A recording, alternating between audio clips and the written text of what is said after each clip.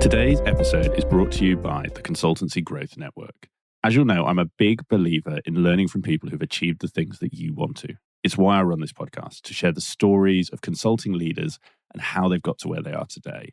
So when I started talking to Mark Jansen and the team at Consultancy Growth Network, it was clear there was an obvious fit between Climate Consulting and their mission and what they are building with their network. But you're probably asking, what is the Consultancy Growth Network? The Consultancy Growth Network is the leading community of boutique consulting leaders. It brings together seasoned consulting growth experts who successfully scaled their own boutiques, with rapidly growing consulting founders looking to emulate their success. Now, you might be thinking, who are these growth experts? What do they actually know about consulting? And this is one of the most exciting things that personally I find about the network. The team at the Consultancy Growth Network have searched far and wide for some of the best boutique consulting leaders to help their members on their journeys, some of which I have previously interviewed for this podcast, such as Don Morehouse and Augusto Negrillo. But it's not just the insights from these people that you will benefit from. By joining, you get access to their jam-packed calendar of regular in-person and online events, their comprehensive growth hub of resources, and their active Slack community. Through all of these channels, you can learn, solve challenges, and achieve the goals you want for your firm. And now, if that wasn't enough reason to sign up, the Consultancy Growth Network is giving all listeners to this podcast a special sign-up offer. If you join for 12 months, you join for that next year, you will get your 13th month for free, giving you that extra month to continue to build on everything you're learning and continue to benefit from the network. To sign up, just visit consultancygrowthnetwork.com or contact their partnerships director, Luke at consultancygrowthnetwork.com. And when you're talking about joining, mention Create Engage or Climate Consulting, and you will get that special sign-up offer. Hi, and welcome to today's episode of Climate Consulting. This one is slightly different to the usual episode format that you will know and love, and that is because it is sharing a webinar that we ran that got tons of great feedback, people found really valuable, and I wanted to share with you to make sure that you could benefit from it as well. Now, as we know, marketing in our industry often gets a bad reputation, and here is the reason for that. Consultancies will start doing a flurry of marketing. They'll say, right, we're fully invested. They'll share some LinkedIn posts. They'll write some blogs. They'll write some case studies. They'll do this over and over again for a few months. And then nothing will happen. They won't get any leads. And that's when they get frustrated. And it can be frustrating for all people involved. It can be frustrating for you if you run the consultancy. It can be frustrating for you if you're the head of marketing. And almost always leads consultancies to say marketing doesn't work and to give up and to just say that it's not something that you can do in consulting. Now, the truth is that it's not that marketing doesn't work. It's just that you haven't put the building blocks in place. You haven't put the steps in the right order to achieve the results you want. Think of it like baking a cake. If you went to bake a cake and you used all of the wrong ingredients, put them all in the bowl in the wrong order, and then when you took it out the oven, it wasn't what you wanted, you wouldn't blame the oven, would you? And that's what we want to try and help you with in this webinar. This is why we ran this webinar, was to help you solve this problem. In this session, I explained the 4 steps that you need to follow as part of your marketing to unlock that return on investment, and showed you how to prioritize your effort to deliver the results you want. As I said, we had some great feedback on the session. We had some great questions during it. And so that's why I'm sharing it today as an episode of this podcast, so that you can be listening, learning. If you are currently on a plane, if you are currently stuck in a traffic jam somewhere, this episode will give you tons to think about for your marketing approach, and how to build that effective content strategy. So whether you are struggling to build brand awareness, maybe it's you want to generate leads, or you're looking to turn those leads into conversations, this episode is packed with actionable insights that you can take away and apply to do all of those things. Whether you're leading a consultancy and you're frustrated that you're not seeing the results that you thought you would, or maybe you're running marketing for your firm and you need a framework that will help you turn everything you're doing, everything your team's doing, into tangible return on investment, then this episode is a must listen. And with the intro done, please enjoy today's action-packed, insight-filled, hopefully useful episode of Climate Consulting. Hi there, everyone. Thank you for joining me today. Really appreciate you giving your time. I know that everyone is busy. And so for you to give this hour, I'm hugely grateful for. And my goal today is to make sure that we pack as much into this session as we possibly can. We are going to look at the 4 secrets to drive your marketing success. And these are 4 things that actually you may know, but it's the combination, the ordering, and the approach to them that is really that secret. Because we work with consultancies from 5 people up to 150 people, and it's putting these things in the right order that help them to achieve the success they do. And this is what we're going to talk through today. We've touched on this a little bit, but just so that we've got it, we are going to first talk about who are Create Engage. Just for those of you who may not have met me before, may have not met our team, I'll just give you 2 minutes on who we are, the type of firms we work with, so you can understand actually what we're doing day in, day out, and why we have a perspective on this for consultancies like yours. We'll then look at what those 4 secrets are. We'll talk about how to implement them properly. And we'll also discuss those common pitfalls, because marketing gets a really bad reputation. And I've been a consultant. I know, where some consultants' views of marketing are, and that's largely because it's not being done well, or it's not being done in the right order. And today is all about diving into the really practical secrets to help you do effective marketing, to generate those leads, to generate those conversations, to deliver return on investment from your marketing activity. So we'll start with, who are we? I appreciate that not everyone will know who we are, so I just wanted to spend a little bit of time on this. So in terms of who we are a specialist marketing agency dedicated to the consulting industry. Day in, day out, we are working with consulting firms like yours to help them generate return on investment. Now, it's worth adding that for anyone on here who isn't from a typical management consulting firm, we see consulting as quite a broad church, and that spans professional services at large, from digital and creative agencies to executive search to law firms to barristers' chambers. We have and do support clients in all of these areas alongside traditional management consulting. And everything we're going to talk about today applies just as relevantly in those spaces and your space as it does in that typical management consultancy, IT consultancy environment. In terms of our team, we are a team of highly experienced marketers with strong track records, working day in, day out with consultancies. All of our team only work with firms like yourselves, so they know what works, they're seeing it, they're doing it with their clients, which means they're reacting really quickly to how things are changing, what channels are working, and how we can optimize and improve those strategies and what we're doing for our consulting clients. So everything we're talking about today, these are things we are doing with clients. So I'm really happy when we get into the Q&A, for instance, and I'll put some examples in throughout to dig into those, because I want to bring it to life to help you see what you could be doing or how you could be building on the strategy you already have.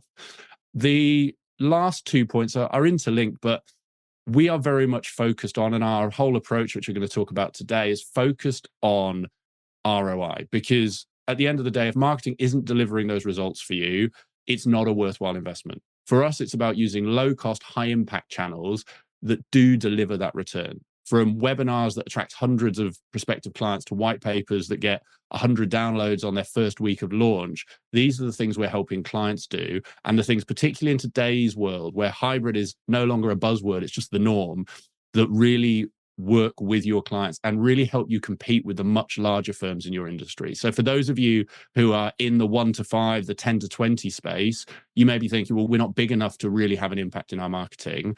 I can tell you from the clients we work with, you absolutely can. And it's through these channels and the approaches we're going to talk about, because what they do is really help you use that marketing budget you have to get maximum effect and impact. And it is not a case that you have to spend thousands of pounds on a advert in the Financial Times to have results. We're going to talk all about what you can do here instead. And that final piece is, as you saw on the testimonials at the start of this, we are only able to continue as a business by delivering great work for our clients. As I know, as a former consultant, as you know, as a consultant, as a group, we are very much focused on tracking data. We're focused on analytics. We're focused on making sure that what we are doing is delivering results. And so for us, that's what we have to do. Otherwise, our clients wouldn't work with us. And we can talk all about that and how those channels work today. Now, our industry is small. And so just in case you may know some of our clients, Here are a range of them. As I mentioned, these range pretty much the entire gamut of people we have in the session today. And if you do know any of these firms, feel free to reach out to them. Feel free to ask them about us. I'm more than happy to make introductions, more than happy to share other testimonial videos. But this is very much because these are the people we've worked with. If you know them, there's no one better to speak to about what we're like. And I will now end the explanation of Create Engage there, because as I highlighted at the start, I want to make sure we're giving maximum value in this session, and that sets the scene. So now let's dive into that detail. So what are those 4 secrets and how do we use them? This is going to be where we spend the rest of this session, as I say, probably the next 10, 15 minutes. And then I'm going to throw it open to questions, because actually getting practical is usually guided by the audience in these sessions, because you will have challenges, you'll have questions about these, and I'd love to talk through them with you. So, as I mentioned right at the start, there are 4 steps that all successful consulting marketing strategies need. And if you've joined one of our previous webinars, you'll know that we put a lot of emphasis on strategy. And if you want to find out more about our approach to developing a holistic marketing strategy, I can share that. This session is going to very much dive into the execution, if you like. So now we know what makes us unique. We know who our target avatars are. We now need to dive into actually how do we attract them. And it's this combination of all 4 secrets, all 4 steps that I'm about to share with you. Because if you're not doing all 4, you are going to be losing return on investment. And this is a common mistake I see consultancies make, is they will invest a lot of time and effort in their marketing, but because those 4 steps and those 4 secrets aren't being applied, they will not be seeing the return they want. And everyone in that world will be getting frustrated, whether it's you as a marketing manager, whether it's you as a managing partner. You are not going to be happy if those results are not coming.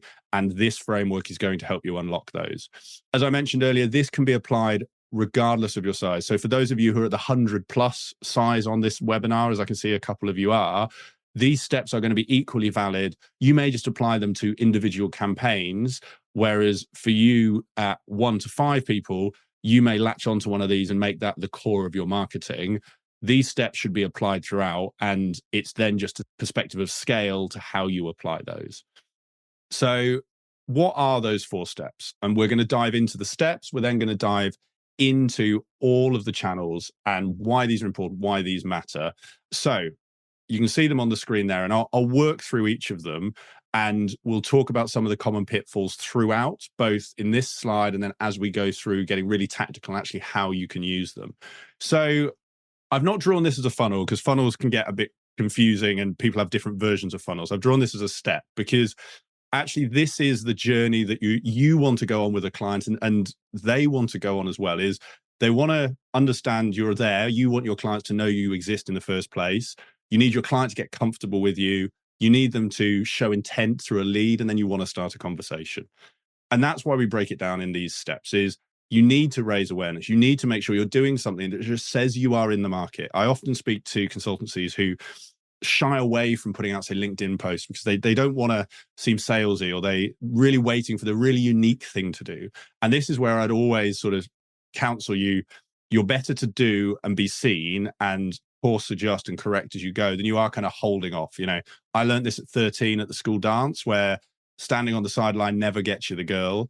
And this is a mantra that I kind of try and apply in what we do with marketing and with our clients, is you need to raise awareness of what you do so that people see you. Because like it or not, everyone is on LinkedIn.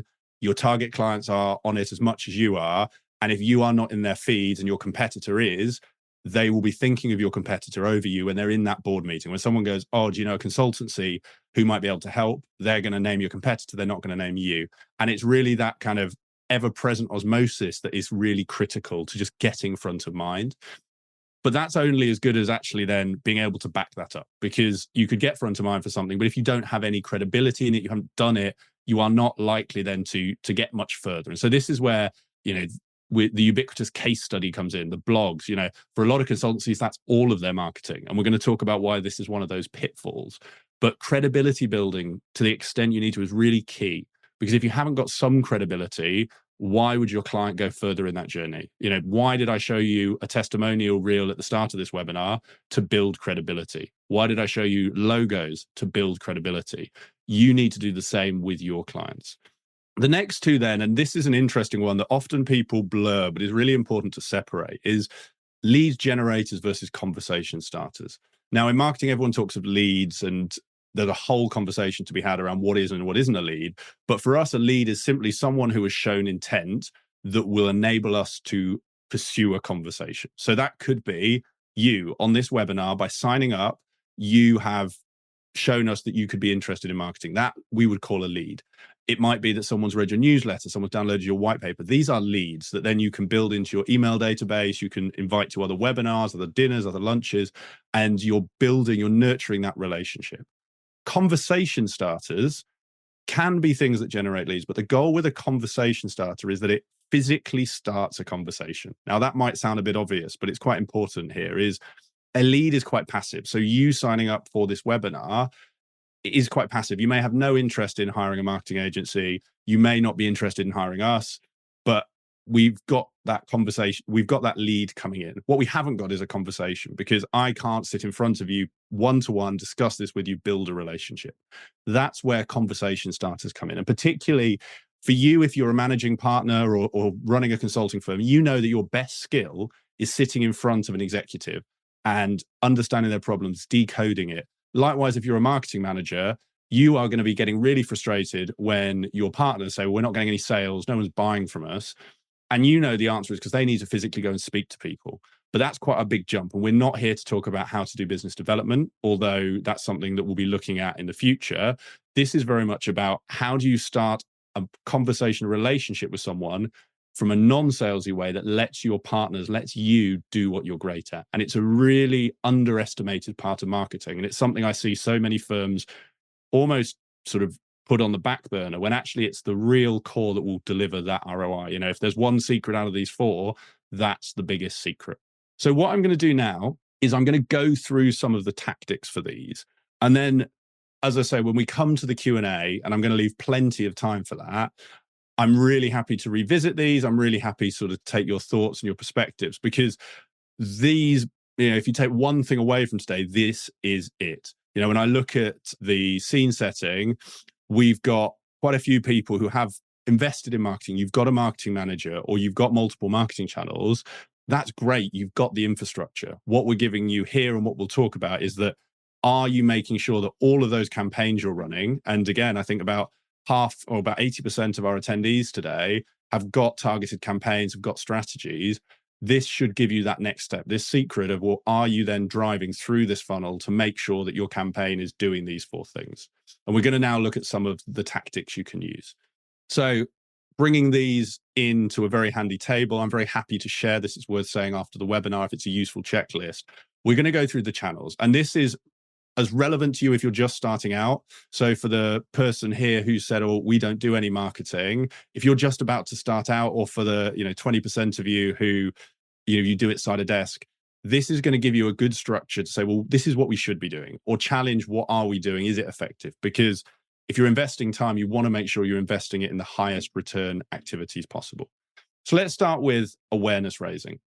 Now, this is often what people think of as marketing. And, I'll commonly get the challenge, and I'm sure some of you have, or some of you have thought this is, well, we do LinkedIn and no one's ever called us up. Marketing's never got us business. And the simple reason for that is it's not meant to.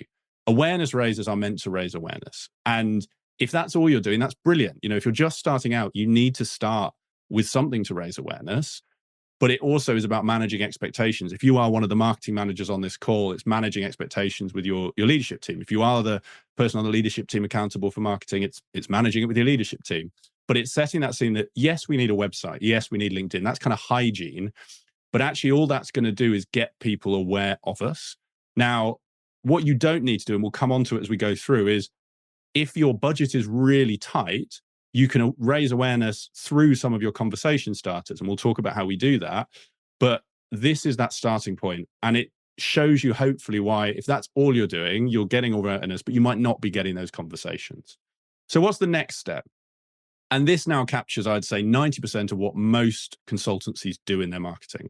Now, the good news is you here are going to be the 10%, because you know this. You're going to know about the lead generators, the conversation starters, and that puts you ahead of those 90% who are just doing blogs, who are just doing case studies. And now credibility, as we've talked about, it shows that you know what you're doing. You've done it for others. So at its core, marketing for consultancies is all about showing your expertise, demonstrating your experience. If you can do that, that covers pretty much all of the bases you need to cover. And this is where blogs, case studies are really good. Obviously, having a case study shows that you've done the project. Having a testimonial is even better if you can get a client to actually physically record a video testimonial.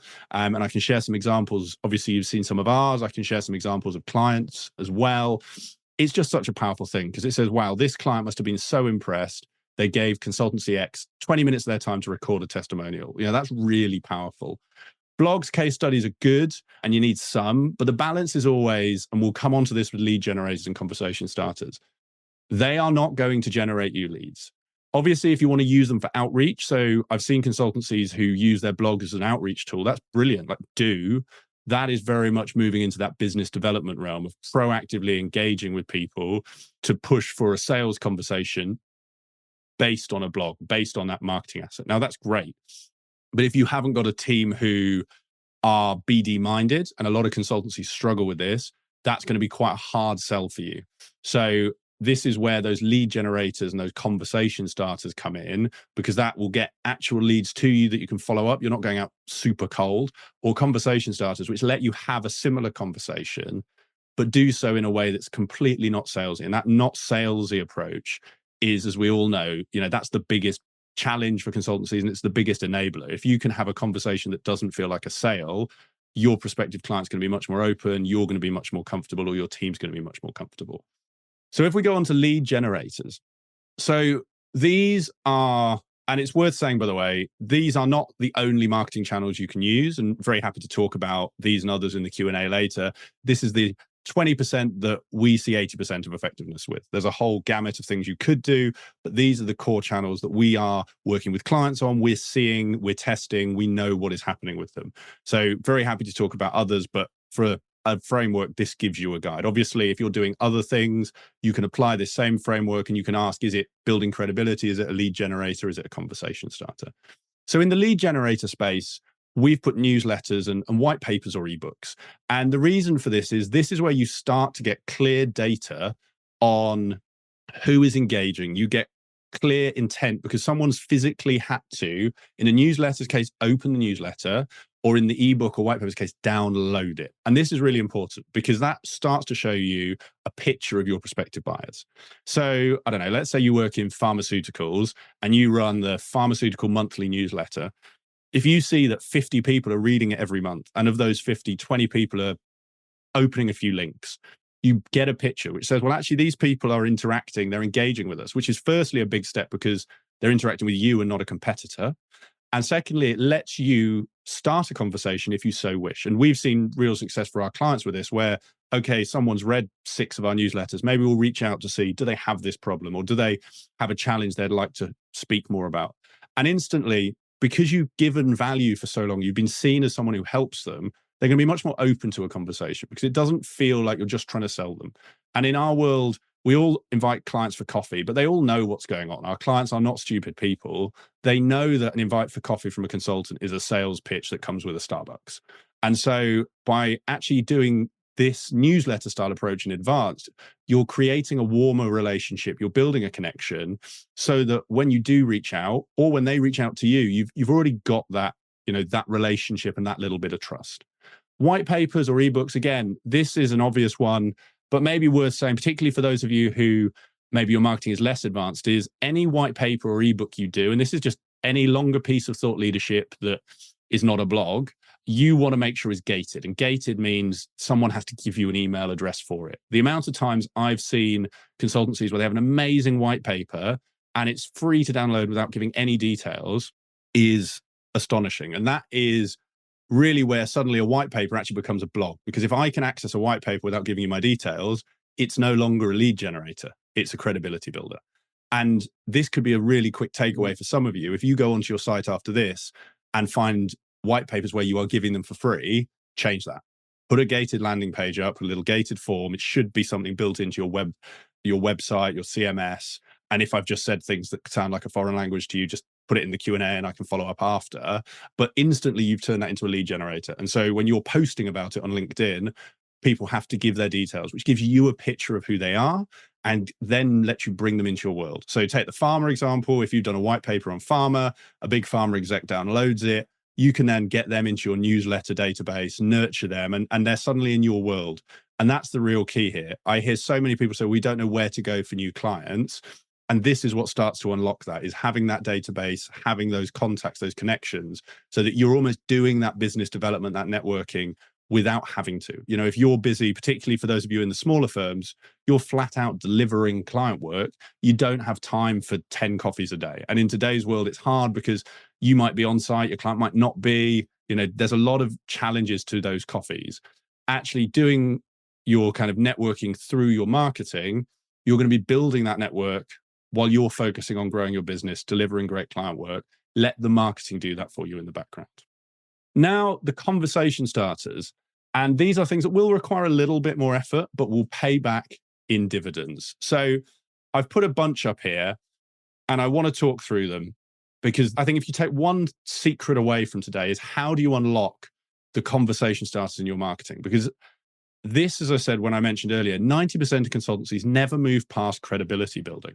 They may have amazing plans, they may have a lot of theory, but a strategy is only as good as execution. And if you have an amazing strategy, but you are not executing everything on this framework, then you're not going to see the results you want.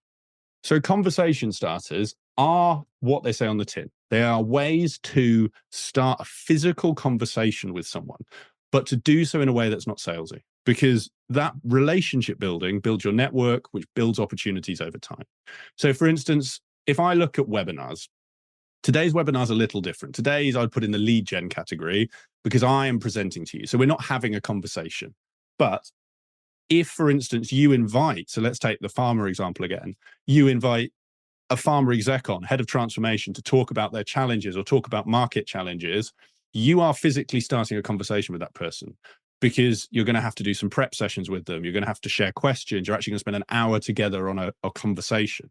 And in today's world where everything moves really quickly, actually spending time with someone is the best way to build that relationship. And so if you can identify who those people are, either clients you work with or people you want to work with, and create those conversations, you have instantly created a meaningful BD lead, which could then potentially lead to work. And in the type of clients that you'll all work with, that one webinar, that one conversation could lead to millions of pounds. And that's the real power of these conversation starters. So a webinar, as I mentioned, that could be a panel, that could be a fireside chat where you have one guest, you could have 2 or 3 guests. We have a client called Mutual Ventures. They do this brilliantly. Pretty much every other week, they're running a webinar with execs in public sector to discuss the key issues, discuss what's going on in the world, what's the challenges. They are seen as the hub of that world, but they are also building their network, getting known in these local authorities so that when someone does have a challenge, they know who to go to. Podcasts are quite similar because you're interviewing someone. For anyone here who may have listened to my podcast, you know, you'll see we're at 138 episodes, I think it is right now. And that's 138 conversations we've been able to have with consultants. Now, obviously, that's about giving back for me to the industry, but it's also a great way to meet prospective clients. And we've had a number of clients who have come simply from that podcast. The same goes for our clients. We have firms, and, you know, for those of you at the smaller end, maybe thinking this isn't for us or it's too big, we have clients in your size range who have won business through podcast guests, who have opened doors through podcast guests, because it's a fantastic way to get in front of the right people, those CEOs. When someone says to me, Nick, oh, we only deal with CEOs, we can't get in front of them, they're super busy, I can tell you they're not if you're going to promote them. If you're going to say, Mr. CEO or Mrs. Head of Transformation, can I have an hour to interview you to explain why you're great and I will promote it for free on my podcast?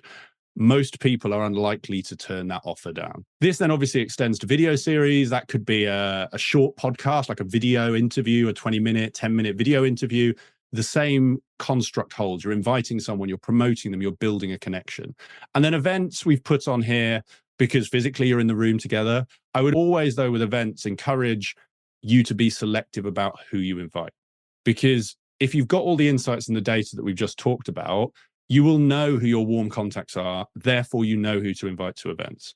What commonly happens is people create events and then stuff them. They're like, right, we've got to get 50 bums on seats. Let's just find 50 bums. We don't care who they are.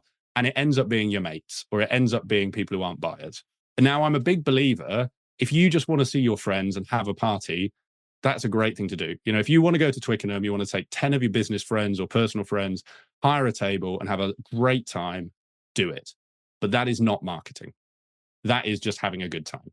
And that's why if you're running events for marketing, you need to be laser focused on who are those people. And the only way to be laser focused on that is to have the insight, either from your consulting team on who the client buyers are, or, and equally, your marketing team or your marketing data to say, who are those hot leads? So if you're a pharma consultancy, and if you are on here, you're hopefully taking some notes, you know that this exec reads all your newsletters. You know they download your white paper. You know they've been on your podcast, and you know they could be a buyer. They're top of your list for that event you're running. And suddenly all of that time, money, et cetera, you're spending on events is going towards return on investment. That's really critical. What I would say, though, with events, and particularly for those of you who are smaller or have tighter marketing budgets, and I'm yet to meet a consultancy who doesn't have a tight marketing budget, is worth saying, I would see events as lowest down your list because they are highest cost.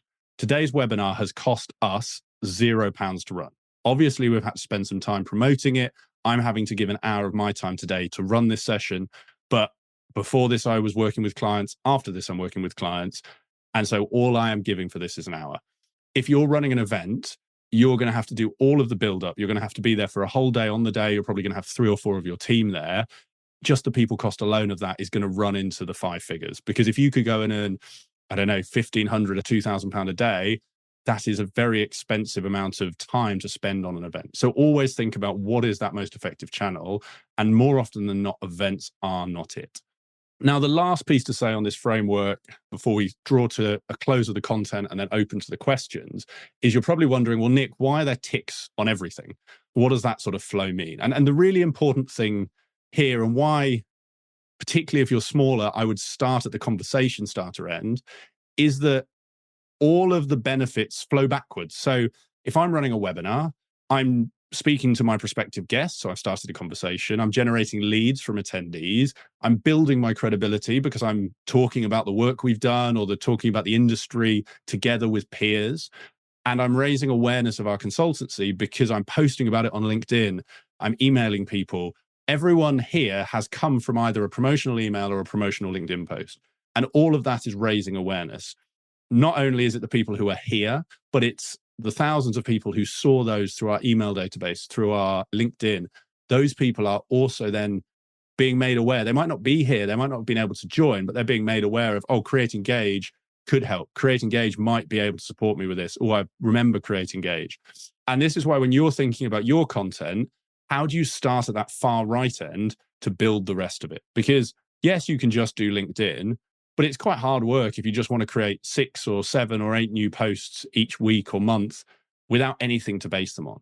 Likewise, if you're just doing blogs and then LinkedIn, well, yeah, you're raising awareness, you're building credibility, but you're then not getting any of those lead generation pieces. The great thing when you get into lead gen and conversation is all of the other benefits flow. And the last benefit is you can actually reuse them. So we're doing a 1-hour webinar here. I've got this being recorded. This is going to then become clips. It's going to become quotes, posts for LinkedIn. Previously, we've turned them into ebooks, which is a lead generator. You could turn it into a blog, which is a credibility builder. So all of those benefits come from 1 hour's time spent on a webinar. And that's a massive thing. If you are, for those of you who are doing a bit of LinkedIn side of desk or trying to sort of get a handle on your marketing, that is the real unlock to help you scale your reach. And if you are currently running a consultancy and your head of marketing isn't here, ask them these questions. How are they using this framework? Because if they're spending all of your budget and time building blogs and LinkedIn posts, there's something wrong with that approach. Likewise, if you're a head of marketing here and you're struggling to get time from your consultants to create content, start with conversation starters. I was talking to a big consultancy yesterday. They're in the sort of 100+ range. They're having exactly that problem. The head of marketing cannot get the consultants to create content. Run a webinar, you've got an hour of content, that's months of content. Run a webinar per practice, you've got a year's content. And that's really the power. I mentioned about pragmatic earlier on. That's that pragmatic focus that will unlock your marketing. So that is the framework. And to recap, and then we'll go into questions. So feel free to start posting questions. As I've highlighted, you need awareness, you need credibility, but if your entire marketing approach is driven by those and there's nothing around lead generation, there's nothing around conversation starting, you are not going to be achieving the return on investment you want. For those of you here whose time or money is precious, and I know I lean towards the smaller firms, but that's going to be everyone, focus on conversation starters. If you do one thing from this session, go and run a conversation starter and tell me, because I would love to promote it. Every time I run a webinar where I talk about webinars, I always give this challenge to people, is run one and I will promote it as much as I can to all of our network. I will help you make it a success. I've only ever had one person take me up on that. So if you want to stand out against your competitors, please take me up on that. Take that action and you will see results. And then finally, building your plan. For those of you who have a full strategy and a plan, I'd just review it against this framework. For those of you who don't, so about half the webinar here don't have a full plan, I'd be looking at what are those conversation starters, what are those conversation starters and lead generators that you could use to really help accelerate your marketing. And that brings us to the end. So what I'm keen to do, as I said, is use the rest of this time for questions. Every time we run one of these sessions, it's a really rich chance to just dig into questions. So let's go through. Okay, so we'll start with, great question. How can you really promote webinars to ensure they have a successful turn-up rate? So really good question, common challenge we get. So there's a few elements to this. The first is it starts with what the webinar is. So if the webinar is interesting to your target audience, you are stacking the cards in your favor. If the webinar is just about your consultancy or something your target clients don't really care about, you're always going to have a hard time. But if you've done that strategic piece to know what your target clients care about, what the webinar could be about, you're going to draw people. I mentioned fireside chats, and the number one way we find to guarantee or really enhance that success is get a good guest. People in the industry, whatever your industry you're in, want to hear from others in their industry. So if you're thinking, well, no one wants to hear from me, maybe invite the CEO, CTO, CIO of your client. And we've seen this. I mean, we had one client where they invited the CEO of ITV. I think they got 200 and something people attend. Now, you don't have to have guests. We have other clients where they get 100 people plus just being themselves, but those guests stack it in your favor. Then to promotion, it's about having a structured approach. So you will have seen, copy what you got for this webinar. We send out 3 emails ahead. We do 3 LinkedIn posts. We make sure that the team are sharing it. We run a LinkedIn event. All of these things guarantee success. And then you expect about a 50% attendance rate. Pretty much across the board, every webinar we run with clients, 50% is about the norm. Some get a bit more, rarely do you get a bit less. So if you're shooting for 50 attendees, you need 100 signups. That's about the size of it. Next question, where would you put exhibitions in order of priority and in the plan? This very much obviously depends on what you do. My guide would be very low down the list, if on the list at all. And so I have a personal bugbear with conferences, for instance, and exhibitions and conferences may be the same. And the simple reason for that is the cost of them never justifies the return on investment. So if you have £10,000 to attend an event, you have, £10,000 in team costs spent on attending, prepping, you've got some kit costs in terms of business cards and stuff, you're not coming away from an event for any number under 5 figures. And if you put that 5-figure number on LinkedIn paid ads, driving to a really powerful lead generator, you are going to get more results for that same budget. And that's the real key, is if you enjoy events, go for it. But if you want to get to those target clients, I would be saying spend that same money on webinars, on lead generation content, because you will get more results with less effort. And so hopefully that helps. Happy to dig into that more. Are there any consultancies looking at other social media streams such as Facebook, Twitter, Instagram? So there's a mix. I think that if the question is where should we be, we always say start on LinkedIn, because all of your buyers, all of your prospective clients, all your prospective recruits, they're on LinkedIn. It doesn't matter what you're marketing for, they're on LinkedIn. Then the others vary a little in terms of maturity. So some clients go onto Twitter. Challenge with Twitter is you really need to invest time in it. It's a conversational platform. It's not an announcement platform. So LinkedIn, you can announce, and people are kind of comfortable with that. People don't expect tons of conversation. Twitter is typically individual to individual. And so a corporate channel doesn't tend to do particularly well. So we have, with a number of clients, taken them off Twitter, because if you're not going to do something well, don't do it, would be our advice. But if, for instance, your industry is really on there and you have a passionate, let's say, partner who loves it, great. let's empower them to do it. In terms of other channels, I know of some consultancies who use Instagram, for instance, for recruitment. Yeah, not an awful idea. I think it depends on your demographic. If you are recruiting junior people, so we have a client where they use Instagram because they recruit very much at that junior end. It's a great extra channel. It builds, it shows culture. If you are not recruiting at that end, or you're not recruiting at that end at scale, you've probably got more effectiveness on LinkedIn. Facebook, again, is one that we haven't used with any client. I think it has moved in demographic again towards the retired end. Now, you're very welcome to experiment with paid ads on these platforms. Again, for us, we lean to LinkedIn because the targeting is so good. I can target on LinkedIn, and I know that I can guarantee I'm targeting CEOs, CIOs, CTOs. You can't do that on the other channels. You can do it through proxies. So Facebook, you can sort of target affluence levels or age, but actually being able to target the right buyers is what makes LinkedIn stand out. Next one. So following, do you have a view on speaking at virtual industry events? I guess this is where it depends. And this is where maybe you answer these as we go, is my questions would be, what's the cost? So back to the conference example, if someone's going to ask you to spend $5,000 to speak at an industry event, whether it's virtual or not, I would say, well, could you run your own webinar, invite 2 of your CEOs and do the same for free? Equally, if you've been invited and it's not going to cost you a lot, well, absolutely. It's a great way to get in front of people. But I would always, rather than me saying yes or no now, I would always say, well, look at it compared to a webinar and look at the time investment, the reach, the impact. If the impact is going to be greater for you and the cost is going to be a lot less, go for it.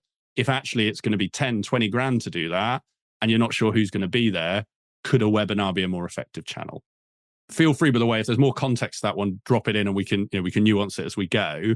Just coming back to another question. So what is your guidance experience on using AI to support the development of blogs, white papers, etc.? So, AI is brilliant and there's a whole number of different ways you can use it. So most people know of things like ChatGPT, and I can come on to that. Actually using it for really basic things that can accelerate marketing. So for instance, we use an AI tool called Otter for all of our transcription. So this webinar is going to go into a tool called Otter, and Otter will transcribe it. It gets it to sort of 90% effective, 90% correctness, if you like. That's an amazing way to save time, because suddenly an hour of content is turned into 10,000 words, which is the rough kind of yardstick for it. So if you're thinking, well, how do I quickly get my marketing, how do I accelerate what we're doing? That's a brilliant channel. Things like ChatGPT, they can do really good stuff, but use with caution. We don't. We have copywriters who write all of our content. I know people who are moving more towards a ChatGPT model in their consultancies, but ultimately it comes back to, can ChatGPT get your nuance across? Because we haven't talked strategy here, but the key to success in consulting marketing is defining what makes you unique and highlighting that in your tone of voice, showing your experience, showing your expertise. ChatGPT can't do that. It can share ideas, it could paraphrase, it could give you some thought starters, but your team need to have those ideas, which is where, to that repurposing point, actually, you don't need ChatGPT. If you've taken a webinar, put it through Otter, you've already got the blog, you've already got the white paper. If you go to our website, for instance, you'll find a white paper on the insights page. That white paper was taken from a webinar that I did probably 3 years ago, which is a side point on the power of evergreen content, which I can come on to. But that was then transcribed, that was taken by one of our copywriters, that was copy edited, and that was turned into a white paper designed up by our designer, and that asset came from it. So I would definitely look at what AI tools can you use to improve and streamline your process. If you're hoping ChatGPT will sort of do the work for you, I'd go back to that expertise and experience. That's the bit that will make you stand out. Right. In your experience, is it possible to really drive and execute a marketing plan without having a dedicated marketing manager? How do you keep marketing top priority of the list if you don't have one? So great question. We do this for a lot of clients. So if I look at our client base, we work with, I think, 20% where they've got marketing managers, maybe 30%, and the 70% don't have marketing management. Now, the obvious kind of extension from that is they have invested in marketing. So to your point of how do you keep it front of mind, you have to invest in it. And you can invest in it by hiring a marketing manager. You can invest in it by giving it as an internal initiative to a colleague, or you can invest in it through an agency like us. We cost the same as a marketing manager, and we drive the plan for you. We manage all the content for you. So in that way, we aren't that different. But it's more to say that you don't necessarily have to hire a person whose sole job is marketing to make this effective. I mentioned Mutual Ventures. We work with them and their leadership team. So their CEO, one of their partners, and one of their sort of junior consultants. That's, if you like, their marketing team. We then do all of the marketing with them for them. I mean, one of our clients is actually completely the other end of the spectrum there. I think 300 consultants big. We work dedicated with that leadership team as that marketing team. So I think that's where you have to have someone owning the plan. That could be a head of marketing. It could be an agency. It could be an internal person, but you have to make sure they've got the time, because otherwise, as we all know, projects get busy, someone gets pulled off onto project, they've got no time for internal work and marketing drops. So I would be looking, if you are kind of in that larger, I don't know, like 15, 20 upwards, carve out that investment, and it's either you're getting a marketing manager and we can talk about the pros and cons, or you're getting an agency like us, and it doesn't have to be us. There's plenty of other agencies, but you really need someone to drive that forward for you. Otherwise, I think, that challenge, as you've highlighted, it's always going to drop off the kind of top priority list. So how is this webinar different in terms of conversation starting? So back to the framework that I shared. This one is webinars can do both. So if you want to start a conversation, you want to do a webinar that has guests. The conversation is by inviting the guest and that panel. They're brilliant to start conversations. They're brilliant to get more people along. So to the person who asked the question earlier about how do I guarantee success, by having that panel, they're inviting people as well, and that's drawing a wider network. The advantage of this type of webinar is just the ease. There has been no coordination needed with a guest. There's been no practice runs needed with guests. So we have created the content internally. We've prepared it. I'm delivering it here. That is quite an easy structure to do, and particularly if you've got a structured offering. So we have one client particularly, they sell culture change, and they've got really strong frameworks. And so their managing partner does a lot of webinars where he just presents those frameworks, because actually those frameworks are the real value. And so he presents those, he does a Q&A very much like this one, and that gives them the leads they need. That starts the sales conversations. So that's the approach they've taken. It could be that works for you. If you actually think, oh, I don't really want to go and trouble a client, or I'm not sure who I'd ask, just start doing this. Start with one of your frameworks. Have you got an approach? Most consultancies have a methodology. How do you talk through that? How do you share that value? Because what I can guarantee you is if one client in your space has a problem, 10 others do. So if you are, doing IT transformations we spoke about, if you've got a model that guarantees success, or you can guarantee that it goes from sort of build into user acceptance without a hiccup, what's the structure for that model? Other CIOs are going to be fascinated by that. And that's starting to build that funnel of leads. So that would be my answer there, is they can be used for lead gen, they can be used for conversations, but it's about knowing when and where, and also sort of based on your journey, where is right for you. Effectiveness of PPC in marketing. Again, it really depends on the type of PPC and the type of business you run. But to simplify it for kind of our whole audience, if you're going to spend any money on paid, put it on LinkedIn. And the simple reason for that is it's the only paid channel that you can target your buyers directly, because LinkedIn has that data. They can segment buyers in pharmaceuticals at X level, or CIOs in pharmaceuticals in the UK. You can target to that extent. You can also target specific client firms. You can target your CRM list. There's lots you can do. And then you need to build the campaigns.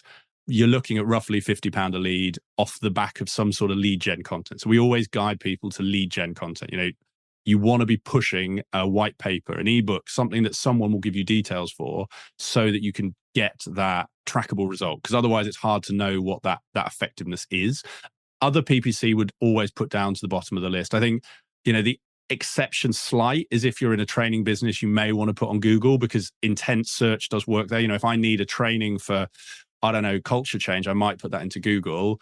The risk is it is a very competitive game, very expensive game. And there are big players spending a lot of money on training on things like that on Google. So if you're spending any money, I'd put it on LinkedIn, and I'd put it on something really targeted. What out of the box tips on encouraging more involvement advocacy for consultants to share content? So really good question. And the biggest one is get them involved. So we have found this with all of our clients. I think getting them involved helps people share, because if it's content that I don't create, I don't really care about it. But if it's content that I have had a part in playing, be it my blog, be it my webinar, I want to share it. And then if as we all know, consultants are competitive people. If they see one of their colleagues doing something, they see their face looking great on a LinkedIn post, I'm going to want my face on a LinkedIn post. And that builds. The other side is make it really easy. So what we do for every one of our clients is we share either on the day or a weekly, depending what the client wants, a roundup of LinkedIn content. And it's a simple email that says, here's the post, like it, comment on it, share it. Because marketing is a small part of your consultant's day and they have so many other things on their mind. If it's not right in front of them, they're not going to do it. So making that really easy, as I say, getting them into the content and then celebrating it, making a big song and dance about the consultant who just did that webinar, showcasing them at your company quarterly or away weekend. These are the ways to build that advocacy. And we've seen it, Penn, who are a consultancy we work with, we actually did a webinar with them and CMAP. They have really built that employee advocacy. They've got different consultants running podcasts, writing newsletters, creating white papers and brochures. All of that came from the advocacy that built over time. As I say, that webinar with CMAP, you can actually, I'll have to dig it out and send it. I think it's on the CMAP website. It should be on ours. And I'll put a link in the email so that you can access it because that's got tons of those kind of insights in. That, I think, is everything. So thank you very much for this. We do have more webinars coming up over the months ahead, getting more involved with some partners to make sure that we can share as much content as possible. So thank you very much for this. Any questions afterwards, please do drop me a message. Otherwise, have a great day and look forward to speaking to you soon. Thanks a lot. Today's episode is brought to you by Create Engage, the specialist digital marketing agency for the disruptive management consultancy. Now, for long-time listeners, you will probably already know who we are. You may have even heard one of our ads on a previous episode of this podcast. But for those of you who don't, here is a short introduction.